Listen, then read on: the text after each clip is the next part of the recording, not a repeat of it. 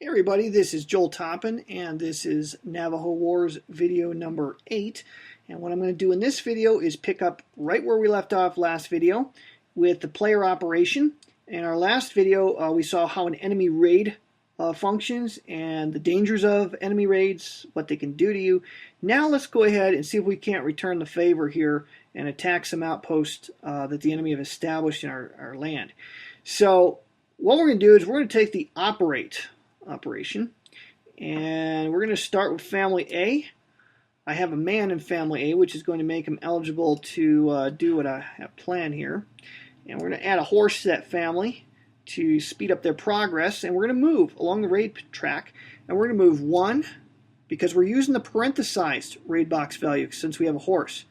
2, and then we're going to enter a same box as an outpost. When you do that, it costs you 1 more movement point than it ordinarily would.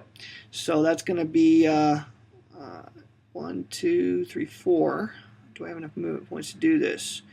Yeah, it's going to cost me 4 movement points to get there.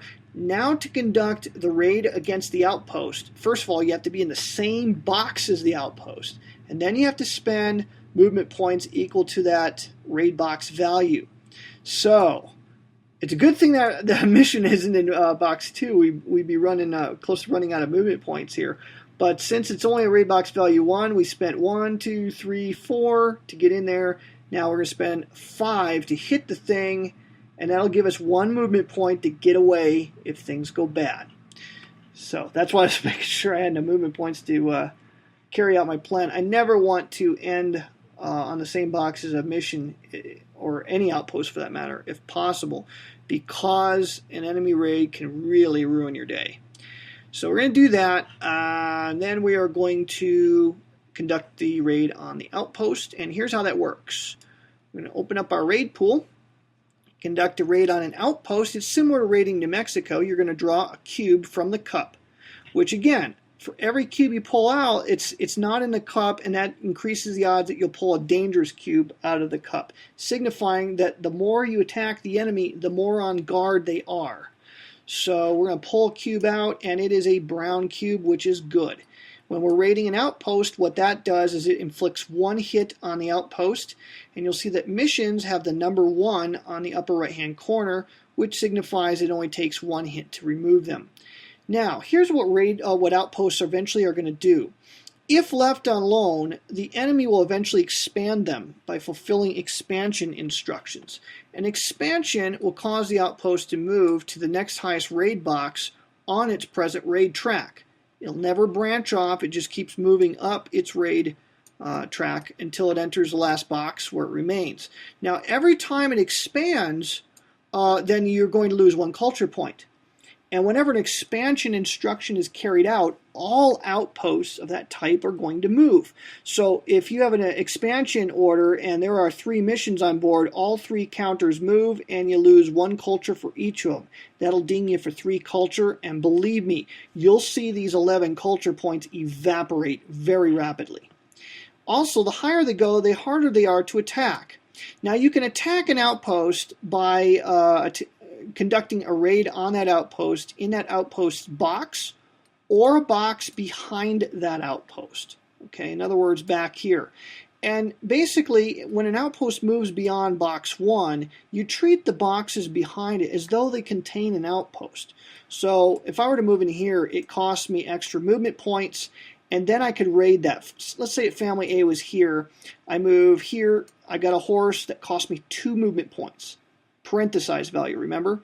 1 to enter the box plus 1 more because of the outpost. It just would be very, very fiddly if we had outpost counters to leave behind as these things move up. Basically, consider every box behind an outpost to occupy those empty spaces. Next to raid that outpost, I would have to spend 2 more movement points, which is the unparenthesized raid box value of that box. The parenthesized value only applies to a family with a horse as it's moving, not necessarily raiding an outpost. All right, so that's what outposts are eventually going to do to you. That's why you want to keep them under control. Leave these things alone for a little while, and boy, you'll just be shocked at how fast things will go south for you. So leave them alone at your own peril. First, they seem very benign. Believe me, they will bite you big time if you leave them alone. So in this case, we're right here. We raided him. We drew a brown cube, which is going to inflict 1 hit. Only 1 hit's needed. That'll kill it. When you kill an outpost, if it's on a higher raid box value, it moves back 1 box. Okay? So to get it, once it gets up to box 3, it's going to take 3 different attacks to get rid of it. If it's on box 1, it goes back to the out of play, enemy out of play box, and then it's out of your hair. So important to try to get rid of those things as soon as you possibly can. And we got 1 movement point remaining to us, so we're going to move back 1 box. And that's where he's going to stop. He's out of movement points. All right, Family C. They're located here. They have planted no corn, but I need some APs bad. So here's what I'm going to do with Family C. I'm going to pass. Since they occupy a raid box that has a value of 3 or less, it has a value of 1, we can do nothing with that family in order to gain 1 AP. And that's what we'll do. That'll give us some collateral so we can start preempting the enemy and get some options for when the enemy comes against us in a raid. Family D is going to do the same thing. Family B is up in San Juan Valley, but here's the downside of that evasion. Yeah, we got away from the enemy, but here's where it kind of screwed us up. That raid still messed us up because it forced our family beyond the space where it could sit back and conduct some planning, which is basically collecting. Collecting AP is basically having a planning council. And we lost that opportunity. So here's what I'm going to do with Family B. I could march them back. I could give them a horse in order to move back. Because if I moved back without a horse, it would take me 1, 2, 3, at least 3 turns before I could get back to here. With a horse, I could do it in 1, spending 3, 4, 5, 6.